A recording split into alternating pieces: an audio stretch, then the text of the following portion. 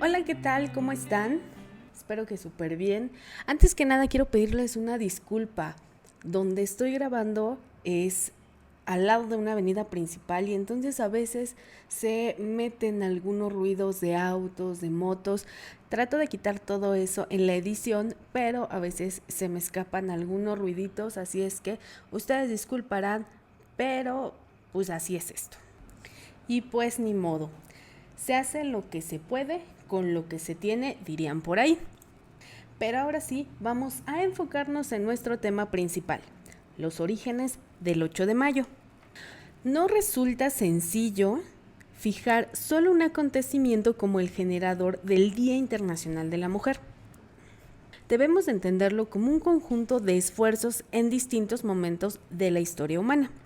Es importante entender y reconocer lo que cada generación de mujeres nos ha ido heredando para el desarrollo de nuestro género. Así que, sin más preámbulo, acompáñenme a hacer un recorrido por la historia de las mujeres dentro de la historia humana, hasta llegar a la proclamación del 8 de marzo, Día Internacional de la Mujer. Porque ese día no se conmemora el hecho de ser mujer biológicamente, va mucho más allá.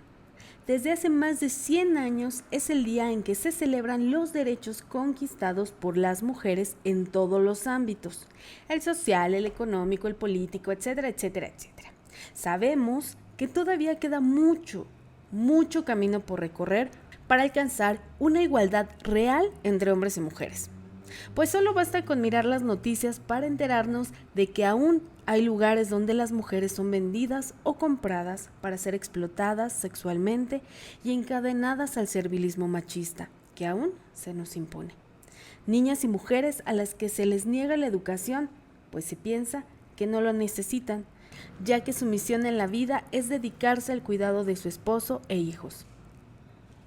Niñas obligadas a casarse con hombres que les triplican la edad. Y bueno, no vayamos muy lejos. Aún hay medios de comunicación que publican titulares machistas para hacer eco de las noticias protagonizadas por mujeres. Y aquí volveré a decir, etcétera, etcétera, y tristemente más etcétera. Así que para hablar del Día Internacional de la Mujer, hay que hablar de luchas feministas que se han librado a lo largo de la historia. Y en este sentido vamos a remontarnos a la antigüedad. Y ahí les va la primera pregunta del día. ¿Qué creen que pasaba con las mujeres en aquella época? Cuando ya había grandes pensadores como Platón o Aristóteles. Pues absolutamente nada. Y no digo que no haya habido pensadoras en esa época. Lo que pasa es que la historia de la mujer en la antigüedad no recibía mucha atención, pues estaban relegadas exclusivamente a estar en casa y bajo la tutela de un varón. Sí, ya sé que me van a decir que entonces no ha cambiado mucho la situación, y quizá tengan un poco de razón, pero continuemos y verán cómo sí hemos avanzado, aunque sea un poquito. En aquella época, hay por el año 411 a.C. en Atenas, Aristófanes escribe una obra en la que ilustra desigualdades entre hombres y mujeres y que es considerada uno de los primeros actos feministas de la historia. En esa obra llamada Lisístrata se escenifica el hastío de las mujeres griegas que, cansadas de ver cómo sus maridos e hijos partían a las batallas a morir, tomaron una drástica decisión que cambiaría el curso de la guerra. Pues las mujeres de Atenas y Esparta se unieron para hacer una huelga sexual y de esta forma acabar con el eterno conflicto entre esas dos ciudades. La historia también reconoce a Hipatia, una mujer que incursionó en las matemáticas y la filosofía griega, pero no existe mucha documentación sobre ella. Sin embargo, es una de las primeras mujeres matemáticas sobre las que hay fuentes confiables. Y que claro, más adelante haremos un programa completito de ella para saber su vida y obra. Y hasta allí llega la Edad Antigua con respecto a mujeres. No había mucho, ¿verdad? Pero bueno, ahora nos remontamos hasta la Revolución Francesa. ya que antes de ella no hay documentos que nos hablen de algún movimiento feminista. Durante esos años, la mujer tomó conciencia en la Europa moderna de su situación social. Incluso en la obra Bosquejo de una tabla histórica de los progresos del espíritu humano, escrita por Condorcet en 1943, comparaba la condición social de las mujeres de la época con la de los esclavos. En octubre de 1789, cerca de 7,000 mujeres marcharon hacia Versalles para exigirle al rey que resolviera el desabasto del pan en la capital y que firmara la Declaración de los Derechos del Hombre y Ciudadano, que es precursora de los derechos humanos, y que proclamaba que a todos los ciudadanos se les debe garantizar los derechos de libertad, de propiedad y resistencia a la opresión. Los hombres nacen y permanecen libres e iguales en derecho, y que la libertad consistía en poder hacer todo lo que no daña a los demás. Pero este documento solo contemplaba al hombre varón, pues las mujeres no estaban dentro de esa declaración. Es por ello que Olympia de Gouges, espero que así se pronuncie y si no, corríjanme por favor, en 1791 publicó la Declaración de los Derechos de la Mujer y de la Ciudadana, donde afirmaba que las mujeres nacen libres y deben permanecer igual al hombre en derechos, y que la ley debe ser la expresión de la voluntad general. Todas las ciudadanas y ciudadanos deben contribuir personalmente o por medio de sus representantes a su formación, es decir, tenía los mismos postulados y artículos que la Declaración de los Derechos del Hombre y Ciudadano aprobado por la Asamblea Nacional en agosto de 1789. Es decir, Olympia proclamaba libertad, igualdad y derechos políticos para las mujeres, en especial el derecho a votar.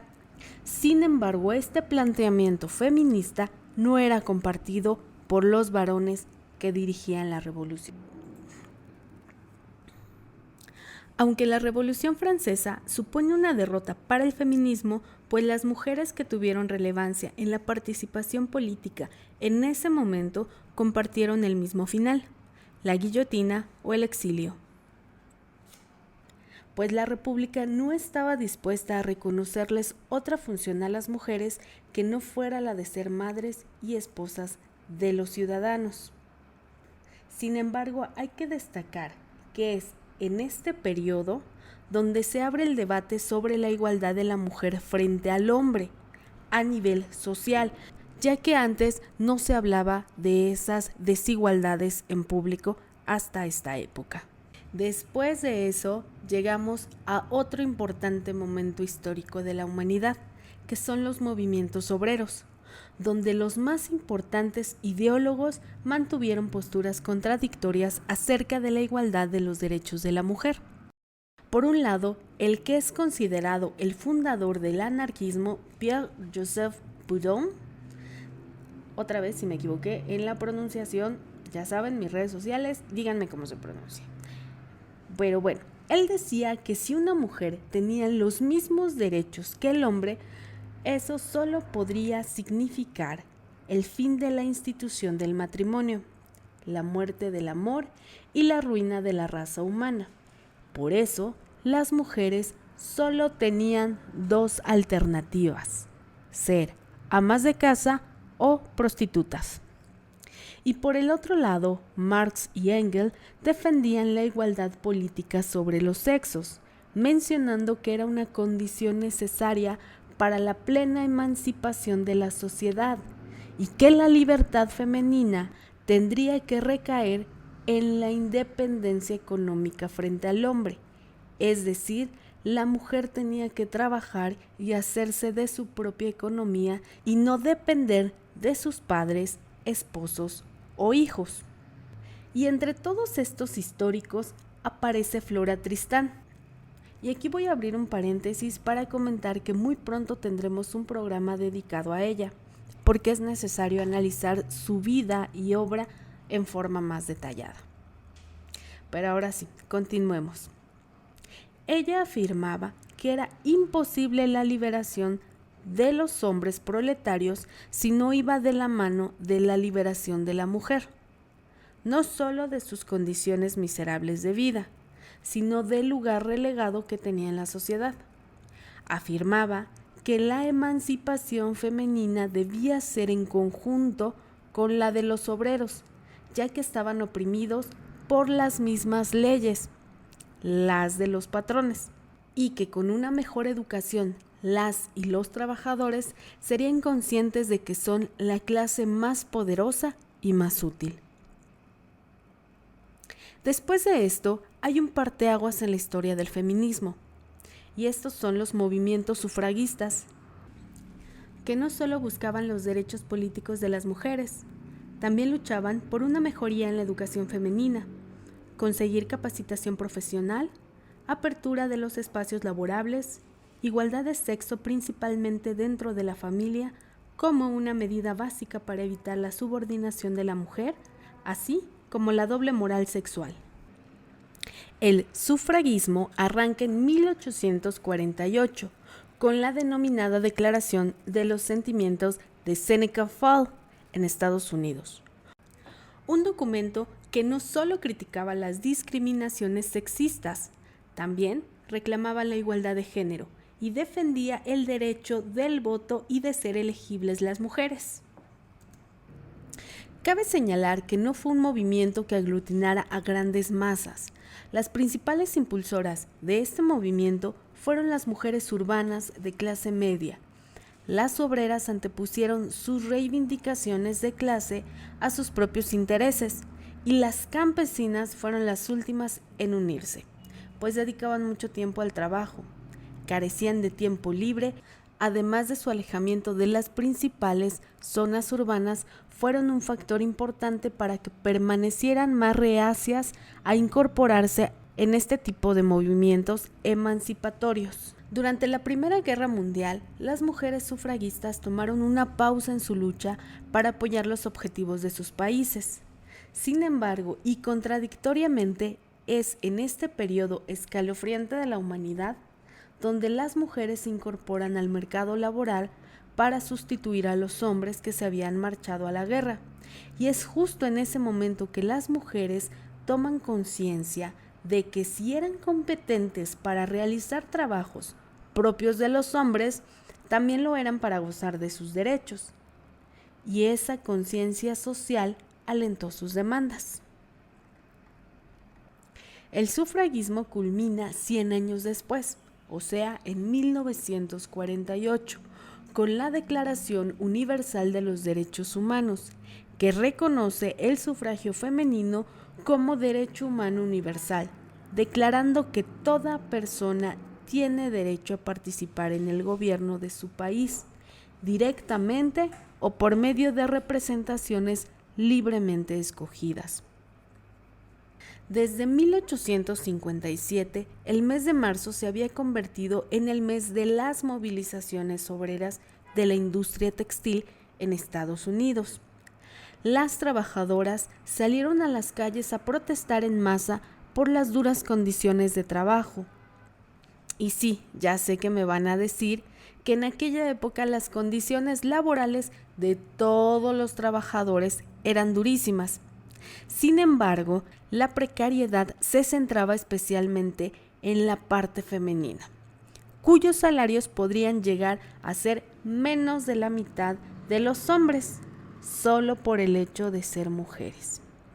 Estas protestas terminaban casi siempre con la intervención violenta de la policía contra las manifestantes. El 8 de marzo de 1908 dio lugar a una de las protestas más grandes que se hubieran visto en ese momento en Estados Unidos, pues se estima que asistieron cerca de 15,000 mujeres.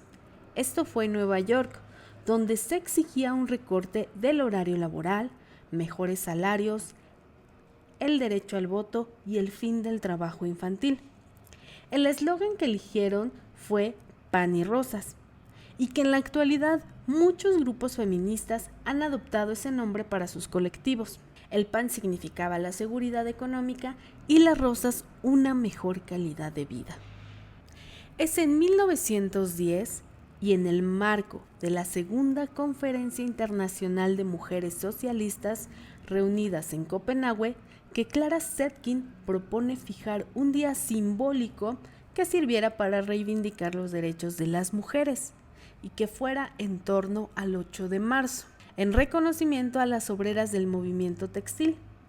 Es por ello que el siguiente año en algunos países europeos se celebra por primera vez el Día Internacional de la Mujer, pero fue el 19 de marzo, esto en Alemania, Austria, Dinamarca y Suiza, con mítines donde asistieron más de 1 millón de personas, exigiendo para las mujeres el derecho del voto y de ocupar cargos públicos, el derecho al trabajo, a la formación profesional y a la no discriminación laboral. Menos de una semana después de esta celebración, el 25 de marzo de 1908, murieron 146 mujeres y 23 hombres en un gran incendio de una fábrica textil a causa de derrumbes, quemaduras, intoxicaciones por humo y otras más se suicidaron al no tener escapatoria. Los responsables de esas muertes fueron los propietarios de la fábrica Triangle Shirtwaist, que habían sellado las puertas de las escaleras de emergencia y de las salidas para que las empleadas no robaran. Y es que esa era una práctica muy recurrente en todas las fábricas textiles en aquella época. Es por ello que a raíz de esta tragedia y de todas las manifestaciones y descontento social que se había hecho latente en las mujeres de la época, que nace el Sindicato Internacional de las Mujeres Trabajadoras Textiles, con el fin de protegerse y conseguir derechos laborales básicos. La gran actuación de las mujeres del siglo XX ayudó a afianzar su papel en la sociedad. A lo largo de las siguientes décadas, muchas organizaciones de mujeres de otros países se fueron uniendo a la celebración del 8 de marzo, hasta que en 1975 la ONU reconoció el día de manera oficial. Pero ustedes se han preguntado qué pasaba en México y Latinoamérica cuando estas luchas se estaban llevando a cabo en algunas partes del mundo, como en Europa y Estados Unidos. Bueno, pues yo también me lo pregunté y he descubierto que hay muchas cosas que contar, que hay mucha tela de dónde cortar, pero ya no quiero alargar más este programa, así que esa historia de las feministas mexicanas y latinoamericanas será para la siguiente entrega. Y bueno, hasta aquí este programa. Espero que les haya gustado. Esto fue solo un pequeño esbozo de todo lo que han hecho las mujeres a lo largo de la historia. Así que ya saben, cuando nos feliciten el próximo 8 de marzo, sintámonos orgullosas de todo el camino que ha tenido que recorrer nuestro género para llegar hasta donde estamos. Y los invito a que juntos lo sigamos construyendo. Nos hace falta mucho por recorrer, definitivamente sí, pero ahora nos toca a nosotras seguir esta lucha para las que vienen detrás. Gracias por haberme escuchado, yo soy Miriam Guillén, ya saben, cualquier duda, comentario, lo que quieran en mis redes sociales, hasta la próxima.